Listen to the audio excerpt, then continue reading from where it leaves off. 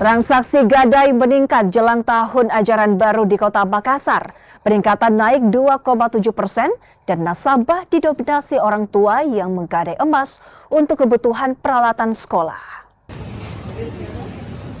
Tren kenaikan transaksi gadai emas mulai terjadi pada Juni. Selain kebutuhan bisnis, nasabah menggadai emas untuk kebutuhan peralatan sekolah anak.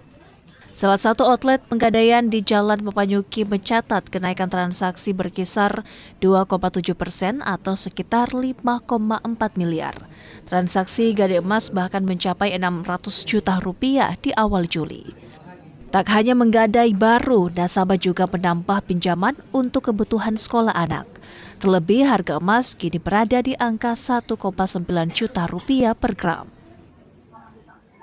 Macam-macam sih untuk biaya anak sekolah, untuk kuliah dan lain-lain. Kemudian kenapa pegadaian jadi pilihan Pak untuk dana darurat?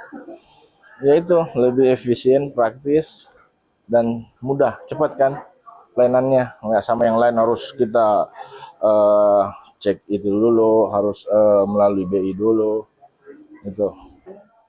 Dan memang rata-rata yang khususnya yang datang menggadai ataupun mungkin menambah pinjamannya, karena kan kebetulan harga emas juga lagi naik, jadi kebetulan nambah pinjamannya.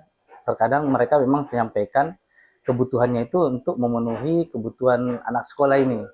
Jadi khususnya yang kenaikan kelas mungkin, ya dari SD ke SMP atau yang baru masuk sekolah SD ini.